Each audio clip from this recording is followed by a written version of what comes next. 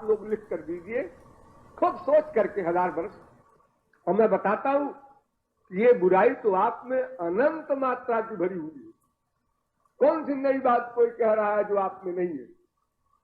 जब आप माया के अंदर में हैं तो कौन सी बुराई ऐसी है जो आप में भंडार के रूप में नहीं भरी है, छोटी लिमिट में नहीं। और वो अनादिकाल की बीमारी है, बड़ी बद्धमूल है। ऐसा नहीं है कि झटक दो निकल जाओ। अनंत भगवान के अवतार आए चले गए, अनंत संत आए चले गए हमारे सामने से हमारी बीमारी नहीं गई। अरे भाई इतने दोष है, काम है, क्रोध है, लोभ है, मोह है, ईर्ष्या है, द्वेष है, पाखंड है, यही सब माया के विकार है। तो अगर कोई जीव माया के अंदर में है तो ये सारे विकार उसमें रहेंगे, सदा रहेंगे। जागृत में भी, स्वप्न में भी, सुषुप्ति में भी, सर्वत्र रहेंगे, तीनों अवस्थाओं में। और तुरीय में चला जाए तो छुट्टी पा जाए जैसा मैंने आपको पहले भी बताया था कि सब दोष रहते हैं, लेकिन समय समय पर उनका रूप प्रकट होता है, छोटा बड़ा और बड़ा, बड़ा बड़ा, इतना बड़ा कि आदमी पागल हो जाए। बुद्धिनाशात् प्रणश्यत्। कामना पैदा हुई, फिर क्रोध हुआ, क्रोधात् भवति सम्मोहः। क्रोध आया कि मोह हुआ, सम्मोहात् स्मृति विभ्रमः। मोह हुआ जब वो तो बुद्धि का वर्ग खराब हुआ तो याददाश्त गई। क्या शास्त्र वेद गुरु ने समझाया सब खत्म। और फिर स्मृति भ्रंशात् बुद्धिनाशः। जब याददाश्त खत्म तो बुद्धि का काम खत्म, तो बुद्धिनाशात् प्रणश्यति।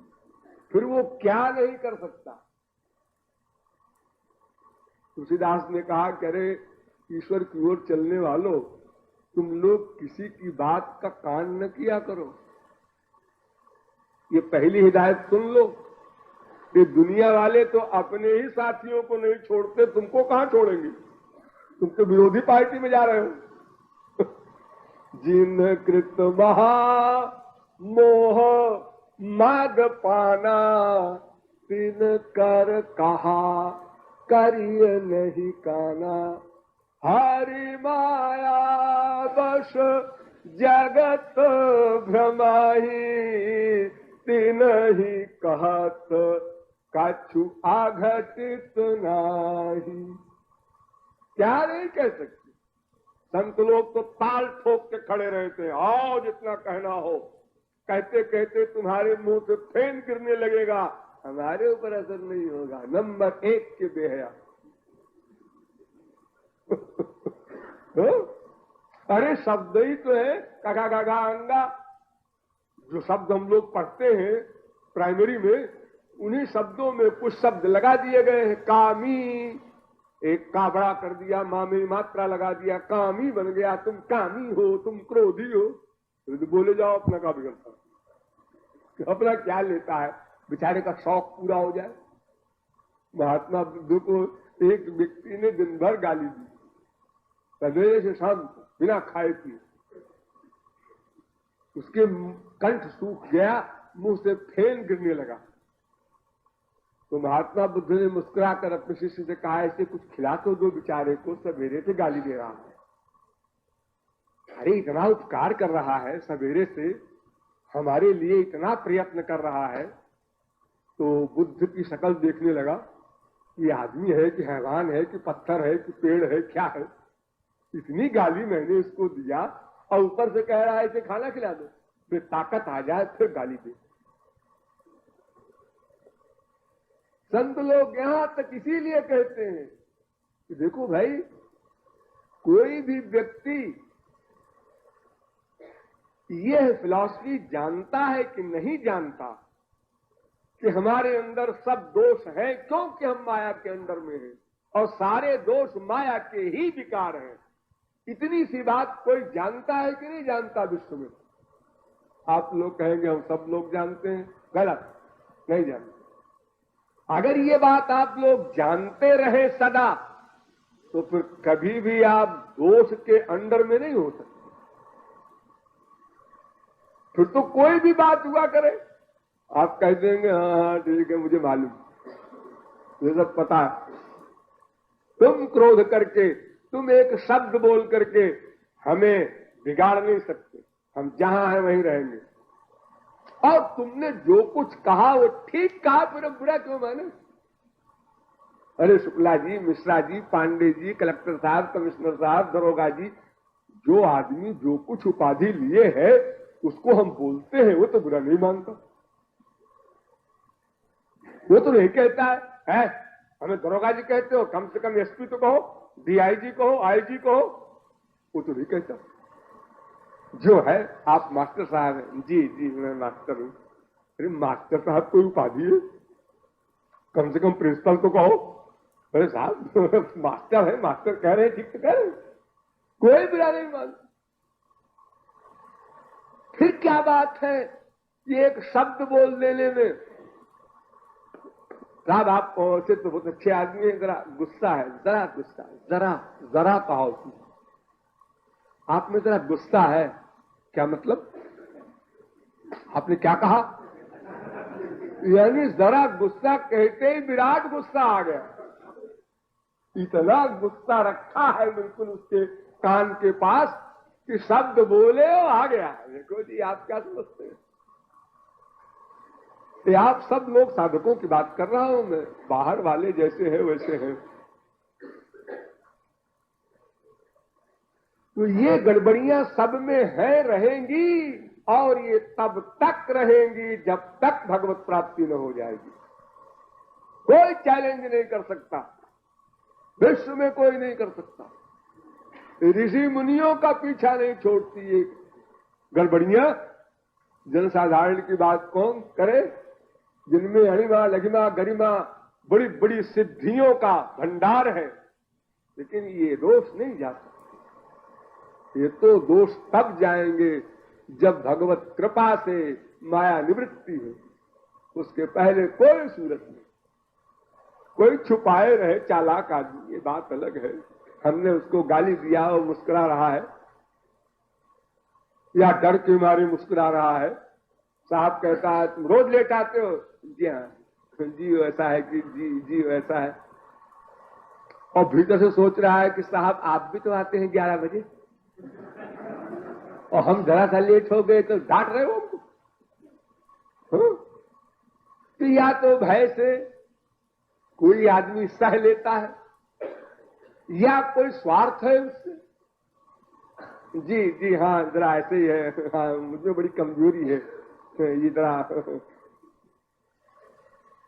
लेकिन फीलिंग तो है, फैक्ट में फीलिंग हो रही है। ये आश्चर्य देखो, सही बात में फीलिंग हो रही है, और गलत बात कोई कह ही नहीं सकता, क्योंकि सारे दोष हैं।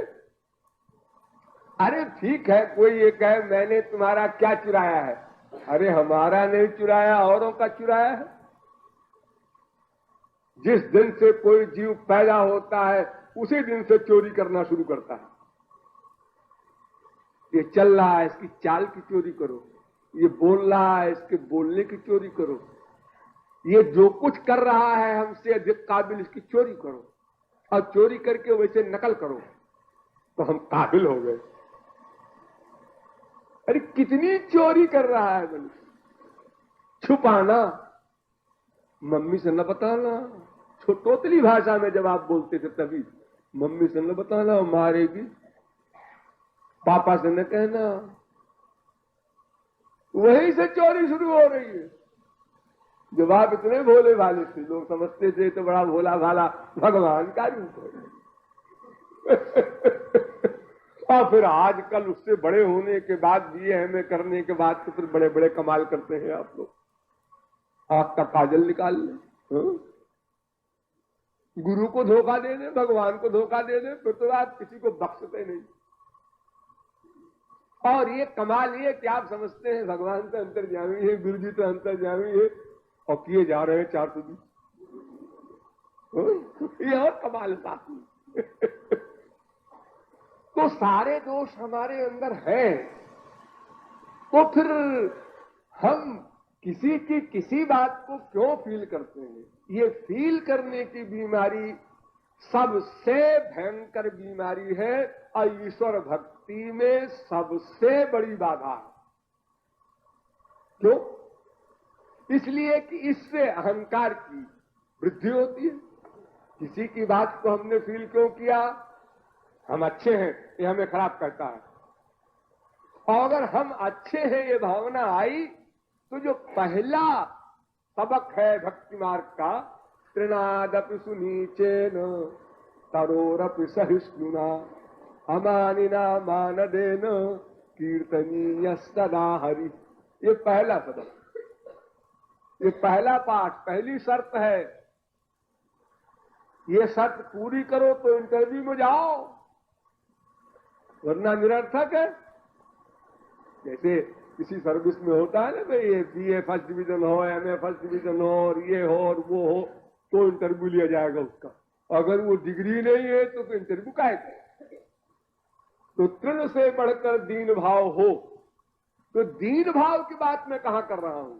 मैं तो कर रहा हूं फैक्ट जो है वो तो मान लो, दीन बनने की बात छोड़ो।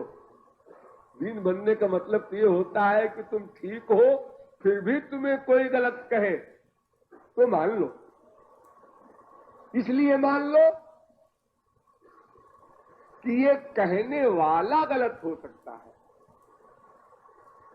तो मैं जो हूं वो तो समझे रहूं मैं ये हूं। और फिर जब सारे दोष का भंडार है तो कोई व्यक्ति कोई ऐसा वाक्य बोल ही नहीं सकता जो मैं नहीं हूं। और अगर अनंत जन्मों की फाइल देखी जाए तब तो फिर आपको पता है, भीष्म पितामह ने कहा कि मुझे ऐसी जगह जलाया जाए जहां कोई जलाया न गया हो। तो उनकी लाश को जहां भी रखा जाए सोच विचार करके कि यहां पर 500 वर्ष पहले ये था, 1000 वर्ष पहले ये था, हाँ ये पहाड़ के ऊपर है, यहां कोई न जला होगा। तो वहां पृथ्वी खड़ी होकर बोले, शतम भीष्म, सैकड़ों भीष्म जल चुके हैं यहां पर, औरों की बात छोड़िए, सैकड़ों भीष्म जल चुके हैं। तो अनंत जन्मों का अगर हिसाब लगाया जाएगा तो एक एक पाप, एक एक दोष का जो अंतिम कार्य है, जैसे द्वेष का कार्य मर्डर, ये अनंत कर चुके हैं हम। 10-20 लाख मर्डर नहीं, और वो सब जमा है। उसको कहते हैं संचित पाप, संचित कर्म। वो अनलिमिटेड है, वो सबके पास, वो सब भोगना पड़ेगा भविष्य में। जब तक भगवत प्राप्ति न होगी वो क्षमा नहीं होगा। हम नहीं जानते, इसका मतलब ये थोड़ा ही है कि हाँ वो माफ हो गया, खत्म हो गया, ऐसा नहीं है। धृतराष्ट्र ने श्री कृष्ण से कहा, क्यों जी, मैंने तो ऐसा कोई पाप नहीं किया कि मेरे सारे जवान बेटे मारे जाएं और मैं बूढ़ा अंधा बाप उनके नाम को रोने के लिए बैठा रहूं। मैंने कौन सा ऐसा पाप किया? श्री कृष्ण ने कहा, हाँ तुमने इस जन्म में तो पाप नहीं किया, इसके पहले जन्म में वो भी याद है, तो उसके पहले जन्म में वो भी याद है, तो उसके पहले जन्म में फिर वो तो नहीं याद है। क्यों जी, अगर अनंत जन्म में से कोई 3-4 जन्म को निकाल भी दे तो क्या फर्क पड़ता? तो कौन सा पाप है जो अनंत अनंत मात्रा का हम नहीं कर चुके और हमारे साथ वो फाइल में नहीं है संबद्ध? और हम अगले क्षण में कौन सा पाप नहीं कर सकते? दूसरा पॉइंट, ये आप लोग जो कहते हैं ना, मेरा बेटा मुझे गाली नहीं दे सकता, वो तो मेरी भाव से डरता है। और जब वही बेटा तपाक से गाली देता है और खड़ा हो जाता है अकड़ के, मुझे नहीं पता था मेरा बेटा इतना बदमाश हो जाएगा। अरे वो बदमाश तो भीतर से था ही, आज तुमको आउट हो गया। तुम भोले भाले मूर्ख हो, तुम जानते नहीं हो क्या नहीं हो सकता। जब स्त्री पति दोनों मिलते हैं प्रथम बार, एक दूसरे को जान देने को तैयार रहते हैं, ये एक्टिंग करते हैं लव मैरिज में, लेकिन वही एक दूसरे को जब मारने को तुल जाते हैं, कैसे ये पति मर जाए, कैसे ये बीवी मर जाए। तमाम रोज किससे आप लोग देखते हैं, और कितनों को तो वाकई मार देते हैं जहर दे करके, कहीं गोली कांड, कहीं कोई कांड, कहीं गला घोट दिया, इंश्योरेंस भी करा लिया, पैसा भी दे दिया उसको, मार भी दिया उसको। बड़े बड़े कांड होते हैं रोज। तो क्या कोई पहले पहल जानता है ऐसा होगा भविष्य में? नो। तो क्या पहले भविष्य में नहीं हुआ तो वो दोष नहीं था उसके पास? नहीं था तो कहां से आया? ऐसा तो नहीं है। लेकिन वो कमजोर था, आज बलवान हो गया। धीरे धीरे धीरे धीरे जैसे आग कहीं सुलगती है, सुलगते सुलगते सुलगते और बड़ा रूप धारण कर लेती है, बड़े बड़े फायर ब्रिगेड फेल हो जाते हैं। तो इसलिए भविष्य में कोई व्यक्ति इतना बड़ा पाप नहीं करेगा, गलत। और इतना बड़ा पाप करने वाला भविष्य में महापुरुष नहीं हो सकता, गलत। एक सेकंड में हो सकता है। वही वाल्मीकि आज महापुरुष बना। कैसे मान लिया वाल्मीकि ने? आप लोगों ने सोचा कभी? पढ़ लेते हैं आप लोग, उलटा नाम जपा जग जाना। ये है क्या है? क्यों जी? इतना बड़ा पापी जो कि उसके पहले कोई उदाहरण नहीं मिलता अपने विश्व की हिस्ट्री में, और ये कब की बात है, लाखों वर्ष पुरानी। आज तक इस घोर कलयुग में भी एक आदमी कोई ला के हमको बतावे, चैलेंज है सारी दुनिया को, जो वाल्मीकि का टक्कर का हो। ठीक है, एक आदमी ने 100 मर्डर किया, 1000 मर्डर किया, लेकिन ऐसा आदमी तो बताओ जो राम न कह सके। काका काका बोल सकता है, गूंगा मतलब, यानी मरा कह सकता है, राम नहीं कह सकता। इतना बड़ा पाप। अरे अगर कोई मरा कह सकता है तो उसका उल्टा राम क्यों नहीं कह सकता? और अगर कह सकता तो उल्टा नाम क्यों जपा उसने? क्योंकि गुरु आज्ञा पालन में उसने रिकॉर्ड तोड़ दिया। कोई हमारी हिस्ट्री में गुरु भक्त वाल्मीकि के समान नहीं हुआ, क्योंकि गुरु ने कहा कि तुम तब तक ये कहते जाना मरा मरा जब तक मैं लौट के ना आऊं। दिन, 2 दिन, साल, 2 साल, 10 साल, 50 साल, 1000 साल, यानी उसके शरीर को खा गए कीड़े, हड्डी हड्डी बची, लेकिन गुरु जी आएंगे अवश्य। उन्होंने कहा है आएंगे अवश्य। आज आपको लाखों प्रकार से समझाया जाता है भगवत विषय, शास्त्र वेद के कोटेशन से, तर्क से, हर प्रकार से, और फिर भी सब गायब। और एक मरा बताया, न कोई उपदेश, न कोई जीवात्मा क्या, परमात्मा क्या, बाद में क्या मिलेगा, अभी क्या मिल रहा है, बीच में क्या होगा, और मैं आऊंगा लौट के, उसके पहले मैं तुम्हारी हेल्प करूंगा, भीतर भीतर कुछ नहीं कहा। ये बोलते जाओ जब तक मैं लौट के ना आऊं, आज्ञा। और ये कौन आज्ञा दे रहा है? जिसको मारने जा रहा था, उसको बांध के लूटने जा रहा था, उसी की आज्ञा मान रहा। तो क्यों जी इतना बड़ा पापी और इतनी बड़ी निष्ठा गुरु में हो? इतना बड़ा आश्चर्य है। उसके पापों को आप लोग सुनकर आश्चर्य करेंगे, रोंगटे खड़े हो जाएंगे। लेकिन इतना बड़ा पाप करने वाला जो राम नहीं कह सके, वो गुरु भक्ति भी इतनी ताप्ती कर ले बिना बुद्धि लगाए। है 10 साल हो गए आए नहीं, कुछ धोखा लगता है। गुरु जी कुछ गड़बड़ तो नहीं है, हमको पट्टी तो नहीं पढ़ा दिया, या वो गुरुए तो नहीं है कहीं, ऐसा तो नहीं सन्यासी भेष में ऐसे आज धोखा दिया हो, हम बेवकूफ बना गए हो, हमको सोचने का मौका ही नहीं। इतना बड़ा पाप। लेकिन सोचो, एक फेथ कर लेने पर, विश्वास कर लेने पर। और इतना बड़ा महापुरुष हुआ कि रामावतार के पहले ही रामायण लिख दिया। ऐसा ऐसा होगा, राम आएंगे, फिर ऐसा ऐसा होगा, फिर ऐसा ऐसा होगा। अरे रामावतार कृष्णावतार के बाद में सभी ने रामायण और कृष्णायण लिखी, भागवत लिखी, वो ठीक है लेकिन पहले ही लिख देने वाला केवल एक व्यक्ति है, वाल्मीकि।